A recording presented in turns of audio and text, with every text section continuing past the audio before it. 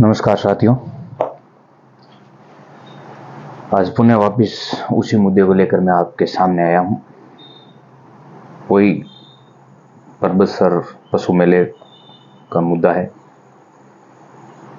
आज वापिस मेरा बोलने का मन यूं हुआ है, आज मैंने उसके ऊपर प्रिंट मीडिया की खबर देखी। प्रिंट मीडिया ने जो हाईलाइट में खबर लगाई है वो ये लगाई है कि एक गोपालानंद सरस्वती नाम से कोई महाराज है, पता नहीं कहाँ पे, कहीं कोई कथा कर रहे हैं। वो बोल रहे हैं कि ये मेले अवैध हैं, ऐसे कार्रवाई नहीं होनी चाहिए। इन मेलों में जो पशु बिक रहे हैं उनके ऊपर, जो बेचने आए हैं उनके ऊपर कार्रवाई करो, और ये सारे अवैध हैं। क्यों भाई, तू भी तो अवैध है। इस महाराज को मैं कहना चाहता हूं, तू खुद भी तो अवैध है भाई। अगर तेरे में ज्ञान होता और तू कथा सुना रहा है तो वो कथा भी तेरी जहां तू सुना रहा है वहां मेरे हिसाब से सारे किसान ही हो गए सुनने वाले, और वही तेरे को फंडिंग कर रहे हैं। तुम इतनी मंडली बनाकर यूं किसानों को परेशान कर रहे हो, तो एक काम करो ना, किसान को तकलीफ नहीं होगी। सारे जितने भी बेल बेचने के लिए किसान आ रहे हैं, तुम खरीद लो। पैसों की कमी थोड़ी है तुम्हारे पास, मोटा धन कमा रहे हो तुम, कथा बांच के, कहीं जाके, कुछ भी करके खूब सारा धन है तुम्हारे पास। ले जाओ तुम, किसान की आमदनी होगी। नहीं तो किसान तो बेचेगा, और तुम्हारी औकात है तो तुम रोक के दिखा दो। शर्म नहीं आती तुम्हें? एक आदमी की रोजी रोटी छीन रहे हो। हमारी परंपराओं में कहा गया है पशुधन, वो धन किस हिसाब से पशु, फिर भी ऐसे नहीं, ये और वो बेफालतू। और सबसे बड़ी बात, प्रिंट मीडिया ऐसे लोगों का छाप रही है। शर्म नहीं आती प्रिंट मीडिया वो? मैंने आज प्रिंट मीडिया में पढ़ा ही है, तभी उसी को लेकर मैं वापिस आया हूं। धमकियां दे रहे हैं वो गोभक्त बने हुए फर्जी, अवैध हथियार उनके पास, उनके बारे में छापो ना। उनके बारे में कुछ नहीं लिखा, उल्टा यह लिखा कि उनको पुलिस द्वारा अवैध रूप से पकड़ा गया। क्यों भाई? और वो एक फर्जी साध्वी, वो दीदी वो बोल रही है कि ये अवैध है, इनको ये मेले नहीं लगा सकते, 2014 में इनको बंद कर दिया था। मैडम पहले पता तो करो पूरा ढंग से, मेले कब से अवैध हो गए? राजस्थान के जो बड़े मेले हैं वो अवैध नहीं है। और राजस्थान के अंदर आप बोल रही 3 साल से कम साल के पशु बिक्री नहीं कर सकते, पहले उसकी पूरा पढ़ो आप। राजस्थान के अंदर 1 साल से लेकर 3 साल तक, 4 साल तक, 1 साल से ऊपर होना चाहिए बछड़ा, उसकी सेल कर सकते हैं। राजस्थान के अंदर होनी चाहिए। आउट ऑफ राजस्थान के लिए 3 साल का नियम है। उसके बावजूद भी शर्म नहीं आती है इनको, धमकियां और देते हैं ये।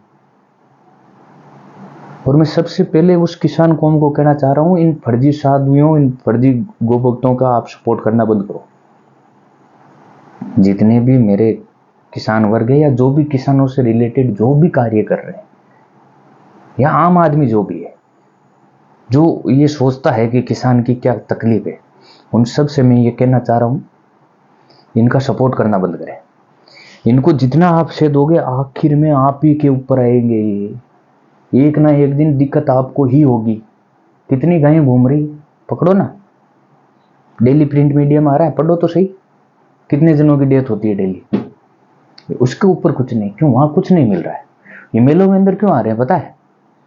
परबतसर मेले में हंगामे का सबसे बड़ा कारण था, इन्होंने जो पशु खरीदने आए थे व्यापारी, उनको ये बोला था कि आप हमें 1-1 लाख रुपए दो, हम आपके गंतव्य स्थान तक पहुंचा देंगे, आगे हमारी टीमें हैं, वो आपको कहीं नहीं रोकेगी। और ये एकदम स्पष्ट बात है, मैं खुला ब्लेम करता हूं इनको। ये साध्वी बोल रही थी, दीदी नाम, क्या नाम मेरे को पता नहीं, बोल रही थी ये यहाँ पे जितने भी खरीदने के लिए आए हैं और ये किसान जो बेचने के लिए आए हैं, ये सारे के सारे पुलिस अधिकारियों को और यहाँ के नेताओं को पैसे देते हैं। किसने कहा तेरे को? पता है कुछ भी? जानती है कुछ भी? भगवा पहनने से साधु नहीं बन जाते हो। आ जाते हैं मुंह उठाकर, शर्म तक नहीं आती इनको। पहले तुम्हारा ये गोरख धंधा बंद करो, और इतनी तुम्हारे जलन है कि हम नहीं बेचने देंगे, तो आओ खरीदो। ये गांव में घूम रहे हैं, हम बोलते हैं इनको, जो गांव में ऐसे घूम रहे हैं ना उनको मोदी बोलते हैं। है औकात तो इन मोदियों को ले जाओ, इतने मोदी भरे पड़े हैं गांव में, लेके जाओ ना, फ्री दे देंगे हम तो ये। लेकिन नागौरी नस्ल का बचाव करेंगे, चाहे कुछ भी कर लो, बेचेंगे। तुम्हारी औकात नहीं है तुम लोगों को। अब अगर सामने आओगे तो मैं सारों से कहना चाहूंगा, लट लेके पड़ो इनके पीछे। सरकार इनके ऊपर कार्रवाई नहीं कर रही तो किसान के ऊपर कर सकती है। 70% है किसान राजस्थान में, औकात नहीं है इतनी, फिर भी उसके बावजूद सरकार के मंत्री आके ये कुछ एक लोगों के दबाव में आके बयान दे देते, क्यों किसानों के पास पावर नहीं है क्या? मेन कारण यही है, क्यों किसान बंटा हुआ है। अरे खुद की मांग के ऊपर तो तुम मत बंटो, ये तुम्हारी खुद की मांग है, उसके ऊपर राजनीतिक पार्टियों में मत बंटो तुम। अगर राजनीतिक पार्टियों में बंट गए तो यही कंडीशन होगी, एक आदमी 10 जनों के थप्पड़ मार के चला जाएगा। इससे अच्छा है टाइम पे संभल जाओ। और इन फर्जी जितने भी साधु साध्वियां जितने भी है, भगवा धारण कर रखा है, उस धर्म का मान सम्मान कर दो।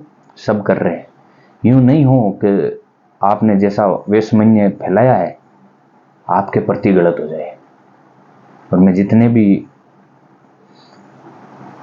सनातन संस्कृति को मानने वाले हैं, जो ज्ञानी साधु है हमारे, उनसे मैं कहना चाहूंगा इनके ऊपर कार्रवाई करने का कुछ कार्य करें आप। जितने भी बड़ी पीठ हैं, जितने भी जो किसान की समस्या समझते हैं, और सबको पता है इन सब की दुकानें किसानों की वजह से चल रही है और कोई कुछ नहीं कर रहा है। लेकिन नहीं, ये किसान की हालत खराब करेंगे, क्यों? किसान मरा हुआ है, बोल नहीं रहा है किसान, पार्टियों में धड़े में बंटा हुआ। तो फिर स्वतंत्रता का मतलब क्या है? 15 अगस्त मना रहे हो, क्या मतलब है फिर? पार्टियों, आपने वोट दे दिया, आपका काम कंप्लीट हो गया, उसके बाद में पार्टी नहीं होती है, फिर आपके काम होते हैं। वोट दे दिया, आपका ये काम था, एक भारतीय नागरिक होने के तहत आपने वोट दे दिया, फिर आप अपने क्वेश्चन पूछो, ये आपका काम है। इससे अच्छा टाइम पे संभल दो। किसानों से ये कहना चाहूंगा, और इन फर्जी जितने भी दुकानें हैं इनको बंद करवाओ। सरकार से भी रिक्वेस्ट है मेरी। धन्यवाद। राम राम साहब।